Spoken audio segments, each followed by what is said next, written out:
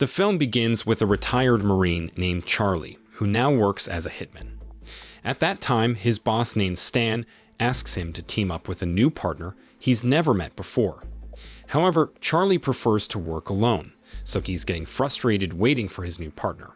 Finally, a guy named Blade shows up, and Charlie becomes even more annoyed by Blade's behavior. Shortly after, they go to the home of their target, Rollo, to complete their mission. Since Blade is new, Charlie gives him a chance to do the job. However, Charlie is confused because Blade doesn't use a knife as expected, even though Stan said he always does. Instead, Blade gives Rollo a box of donuts, and there's an explosion in Rollo's house. At that time, they manage to kill Rollo, but the problem is that due to the donut bomb Blade gave him, Rollo's head exploded, and they can't identify him. Their customer, Begard, is a cautious person who won't pay until he's absolutely sure it's Rollo. Charlie also contacts the agency boss, Saul, to help find Rollo's family's address. Long story short, Charlie and Blade met Rollo's ex-wife, Mercy. From their conversation with Mercy, Charlie realized that Rollo wasn't well liked by many people, so it wasn't a surprise that he had been killed. Charlie, realizing that Mercy also didn't like Rollo, offered her $5,000 to go with him to meet Begard and confirm if Rollo's body was in the trunk as it should be. However, Mercy didn't want to get too involved, and said that Rollo had a tattoo on his buttocks like hers. After checking Rollo's body in the trunk, Blade suddenly pulled a gun on Charlie and took over the job of delivering Rollo's body. Blade did this to get paid by Begard without having to share it with Charlie and to join Begard's gang. As Blade drove the car, he acted recklessly and accidentally shot himself. This caused the car to lose control, hit an electricity pole, and catch fire. Charlie felt that the situation was getting more chaotic because Rollo's headless corpse was now also burned. Soon after, Charlie came up with a plan. He asked Mercy to contact her brother, who was a tattoo artist, to create a tattoo on Blade's body that looked like Rollo's tattoo. Then, Charlie would hand over Blade's corpse instead, after cutting off his head. Before leaving, Charlie took some time to visit Stan, who was not only his leader but also his best friend.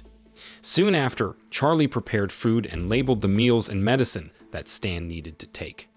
Despite his old age, Stan had been in charge of the Biloxis area for 47 years and was still active, though he was suffering from dementia in his later years. The next day, Charlie eventually met Begard at his headquarters. After Begard confirmed that the body was indeed Rollo's, Charlie received his payment. Before leaving, Begard asked Charlie to set up a meeting with Stan, as they had some business matters to discuss. Afterward, Charlie returned to Mercy and gave her the promised $5,000.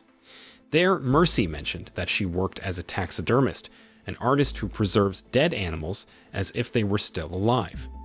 Charlie was also attracted to Mercy, so he invited her to have a meal together. The following day, Charlie was seen gathering with his colleagues, who all worked for Stan and were like his family. There was Benny, who managed Stan's entertainment clubs along with his wife Celine, Tony, who handled Stan's gambling operations, Paul, who worked as a driver, and Charlie, who was a hitman. They had strict rules within their group, only targeting bad people, and answered to an agency board named Saul, which oversaw all the assassin agencies in the area. While they were sitting together, Stan asked Charlie about his retirement plans, as Charlie wanted to buy a house in Italy for his retirement. There, Charlie mentioned that he was still thinking about it. However, Stan advised Charlie to make a decision about his retirement soon. Stan mentioned that he had his retirement plans ready. Charlie then shared a message from Begard, who wanted to meet Stan. But Stan refused to do business with Begard because he believed Begard was not a good person. In that moment, Stan warned Charlie to stay away from Begard and his group. When Charlie returned home and was finishing his work, Begard's men sneaked in to try and kill him. But as a professional assassin with a lot of experience, Charlie was always alert and well prepared, allowing him to eliminate both of Begard's attackers. Afterward, Charlie went to collect the bodies of Begard's men and contacted Benny. Charlie asked Benny to warn their colleagues at the casino because Begard was starting to threaten their group. However, on his way to the casino, Charlie encountered more of Begard's men and realized it was too late because all his colleagues had already been killed. Charlie was determined to seek revenge and finish off Begard, so he met with Saul, the board member of Stan's agency, who was the leader of the hitmen. There, Charlie asked for permission to take out Begard because Begard had violated the rules by killing Stan.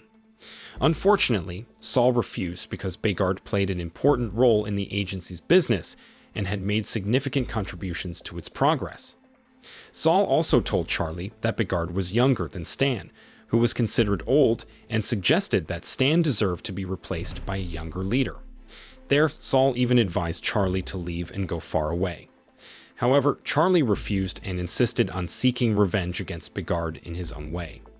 When Charlie asked where Begard was, Saul suggested that Charlie should ask his colleagues who were still safe. Upon hearing this, Charlie remembered Benny, who had hired Blade for Stan. At that time, Charlie realized that Benny had betrayed him. Charlie then went back home, gathered all his weapons, and went to Benny's house to confront him. After getting information from Benny's wife, Celine, Charlie headed to the casino that had been taken over by Begard. When he arrived at the casino, Charlie discreetly asked a guard he knew to leave early. Then he entered Benny's room casually and swiftly eliminated him. After dealing with Benny, Charlie proceeded to eliminate all of Begard's men at the casino. However, as Charlie started to be surrounded, the guard he had helped earlier came to his rescue out of loyalty to Stan. Curious about why Begard wanted Rollo dead so badly, Charlie followed one of Begard's men who was searching for something at Rollo's house. While he was at the house, Charlie ignored a phone call from someone named Mr. Green and continued his investigation. Suddenly, Charlie met another one of Begard's men and swiftly dealt with him.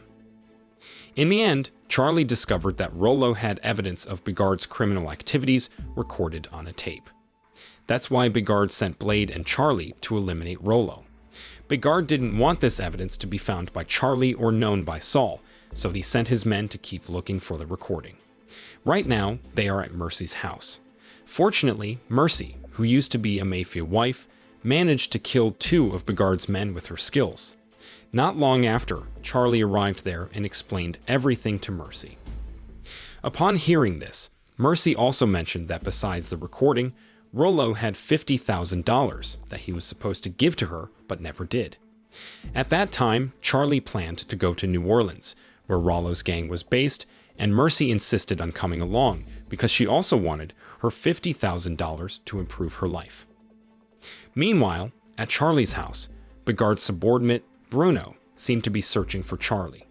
Long story short, Charlie and Mercy reached another one of Rollo's houses, but it appeared that Begard's men had already ransacked the place. They searched all the rooms but didn't find anything.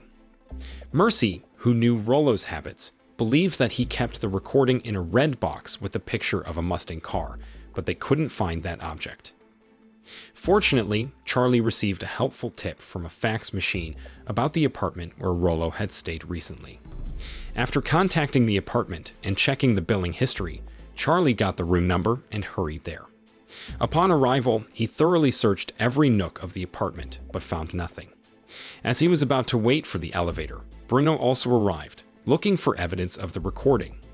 There, Charlie tried to escape from Bruno and ended up hiding in the pillow disposal area. Despite getting shot, Charlie managed to survive and return to his safe hideout. Soon after, Mercy helped treat Charlie's wounds and expressed her concern, suggesting that Charlie consider retiring as he could meet a fate similar to Rollo's. However, Charlie insisted on seeking revenge. Then, by investigating clues in the apartment bill, Charlie and Mercy's search led them to Rollo's mom's house, where Rollo had contacted her a few times before her passing. When they arrived, Mercy meticulously searched every part of the room and finally found Rollo's red storage box. But to their surprise, when they opened it, they discovered that the contents were missing. It turned out that the $50,000 in the box had been used by Rollo's mom for breast surgery. Meanwhile, the recording that Charlie was searching for had never been found by Rollo's mom. After discovering that her $50,000 had been used for breast surgery, Mercy asked Charlie to take her to the bus station because she wanted to go home right away. At that time, Charlie planned to continue searching for the recording.